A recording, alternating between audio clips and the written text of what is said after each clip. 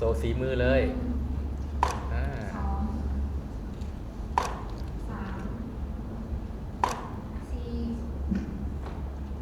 แอคทีฟกว่านี้นิดนึง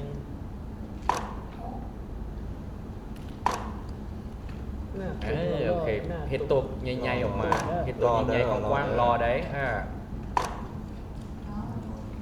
สุดท้ายแล้วใบสุดท้าย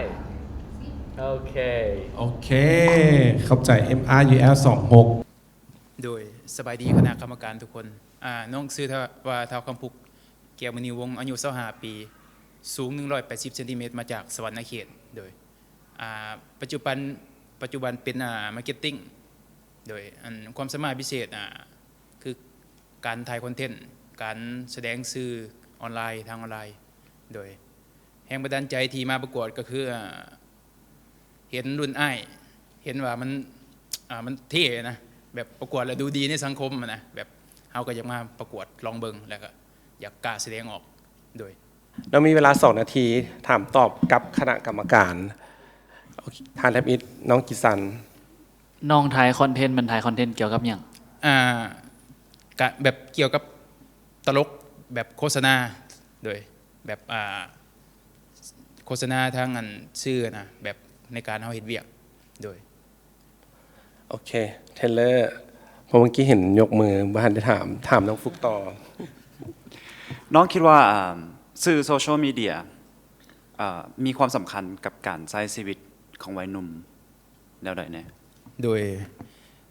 สื่อโซเชียลมีเดียมันสำคัญหลายเพราะว่ามันสามารถเปลี่ยนชีวิตของเขาได้เลยเพราะว่าปัจจุบันนี้การเฮ็ดโซเชียลมีเดียมันสะดวกอีกอย่างหนึ่งแล้วก็การหาเงินหรือว่าทุกอย่างโดยต่อกันครับไอจีการที่น้องมาประกวดในครั้งนี้น้องคิดว่ามันเป็นการประกวดเจ๊งซื่อๆบ่หรือว่าน้องมาเพื่อมีเป้าหมายจังใดในการประกวดในครั้งนี้โดยมีเป้าหมายน้องอยากได้มงคือรุ่นอ้ายโดยเป้าหมายเดียวคืออยากได้มงเลยอยากถามว่าวิธีการใดที่จะเฮ็ดให้เจ้าไปฮอดมงอยากรู้วิธีการ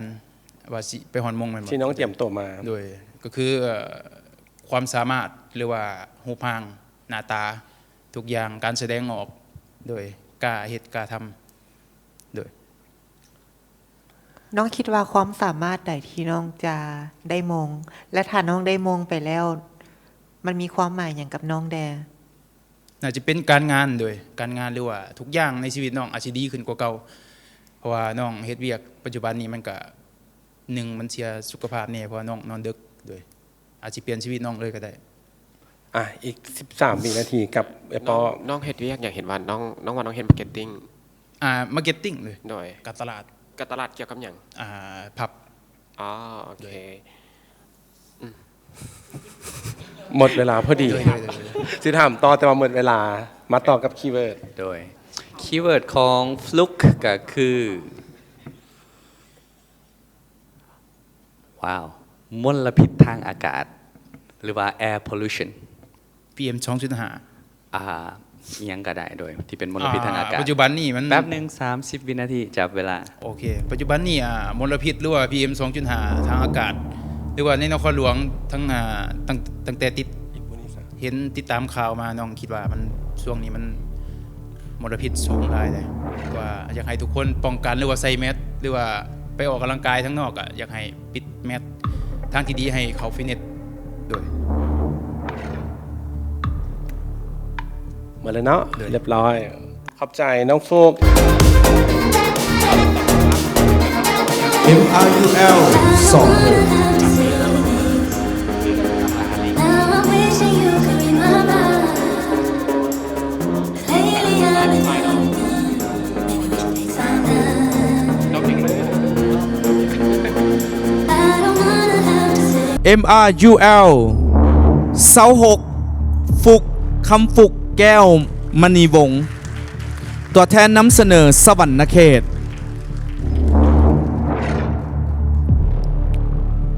เหลือน้อยลงเรื่อยๆ MRUL